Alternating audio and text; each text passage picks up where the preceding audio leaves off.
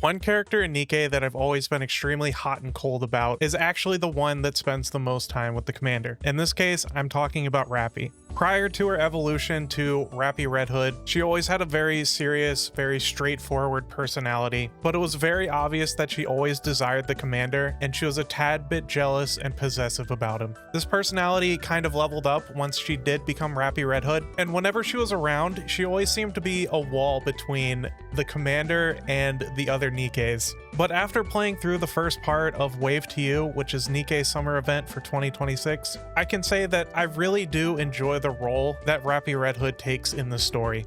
I'll help, Commander. While I do that, you all should go change into your swimsuits.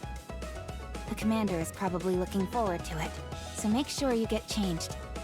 Whereas before she was fending off the other NIKKEs that were thirsting over the commander, now she's pivoted into just setting the commander up to be with all of these other NIKKEs. She convinces Grave to bring the finest assortment of swimsuits because Rapi convinces her that they're essential for combat at the beach. And Rapi takes the commander on a stealth mission to eavesdrop on Naga, Tia, and Siren when Siren is confessing to the other two that she has a crush on the commander. And Rapi has kind of done away with the jealousy and has turned it into a way to tease the commander while also supporting him. I think it's a much better personality for Rapi, considering that the commander is a pseudo self-insert for players, and not everyone's going to be completely smitten by Rapi. And personally, I hope that this is a permanent shift in Rapi's personality for future events and main campaign stories, because it is a much more fun version of her, rather than just being a buzzkill the entire time. Well, now that that's off my chest, let's talk about the rest of the event so far. Part 1 of this event story was really just setting the scene, as well as the vibes of the event. So Marciana, Tia, and Naga crash land onto this island as a result of traveling to Coral Island for a supposed graduation trip. Marciana has her doubts that it's actually a graduation trip, and who can blame them? And personally, I find the idea of a graduation trip to some remote island on the surface to be a bit strange as well. And coincidentally, around the exact same time that Marciana, Tia, and Naga are heading to this island, the commander arrives there with Siren, Cinderella,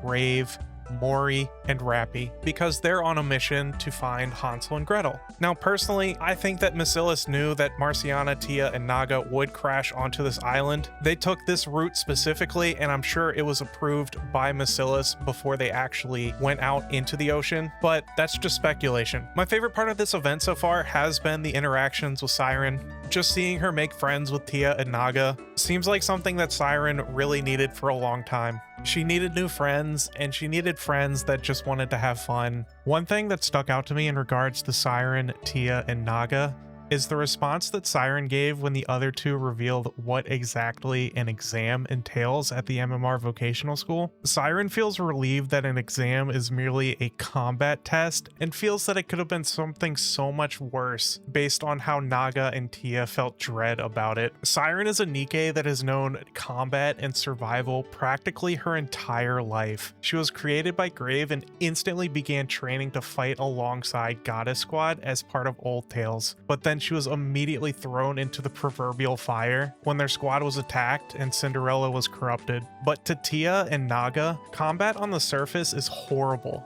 They're high schoolers who are supposed to have something resembling a normal life, but it's broken up by combat exams where they frequently watch their classmates get torn to pieces. It's like sending a bunch of children up to the surface to fight a war as an exam that's part of your curriculum. It's extremely grim when you take a moment to think about it, and Siren immediately reads their expressions and realizes that she's made light of something that's very traumatic to the both of them. But Tia and Naga understand that they're both just part of two very different upbringings, and they tell Siren that it's okay, don't worry about it. They understand that Siren lives and breathes combat. They think that Siren is part of this special commando unit that works exclusively on the surface. I am really interested to see if Tia, Naga, and Marciana will learn the full extent of who all of these members of Old Tales are during this event. If they're going to be alongside the commander on this mission, then they'll run into Hansel and Gretel at some point, so there must be some kind of explanation expected after they encounter them, especially if Hansel and Gretel are hostile like Siren says they might be. I also feel like Siren hasn't had enough time with the commander, especially as a character that is part of Old Tales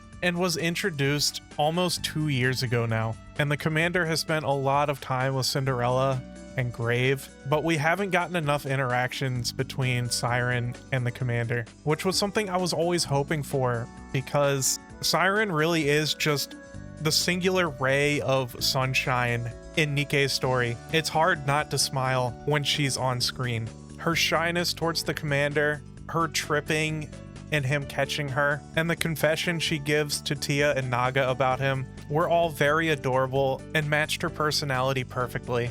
I don't know about you guys, but every time I see Cinderella in that black swimsuit, I start feeling like Siren did when she was trying to talk to the commander.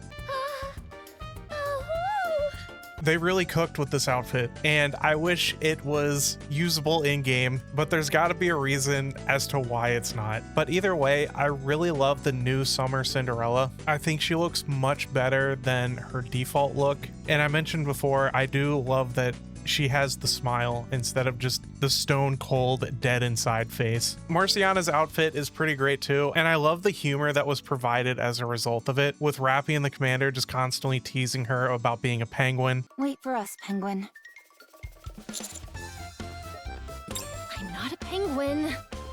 And then we have Grave and Mori off doing Karate Kid Training Beach Edition, which makes me wonder if we're going to get an alt of Mori in the future, because she could definitely use a tactical upgrade, if you know what I mean. Mori is a character that I want to see more of, and the reason isn't necessarily because I like Mori as a character. I am a huge fan of the English voice actress for Mori. I think her name's Katiana Sarkissian. But anyways, I've enjoyed her work in other games a lot, and I'm really impressed by her range, because I honestly had no idea that she was the voice for Mori until I happened to look it up one day. As for Mori herself, I actually enjoyed her character development in Unbreakable Sphere, and I do enjoy the back and forth that goes on between her and Grave in this event, and I wouldn't be opposed to seeing her more in the campaign or future events. And finally, after everyone's had time to get acquainted with each other and explore the island a little bit, and most importantly, put their swimsuits on,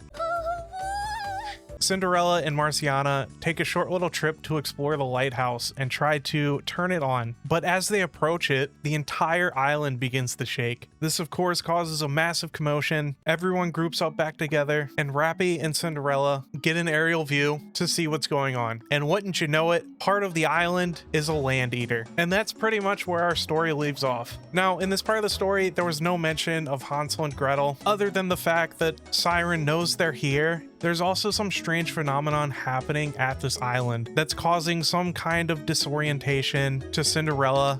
It's disrupting Little Mermaid's bubbles. It seems likely to me that Marcellus knows about these phenomenons going on, which is partly why they sent Marciana, Tia, and Naga under the guise of a graduation trip. But either way, it's something we're going to find out in the next part of the story. I expect part 2 to be a bit more serious, but I do like the comedic vibes going on in the summer event, and I hope that it's not too serious. Anyways, guys, please like and subscribe if you enjoy my content. Thank you so much for watching, and I will see you next time. Bye!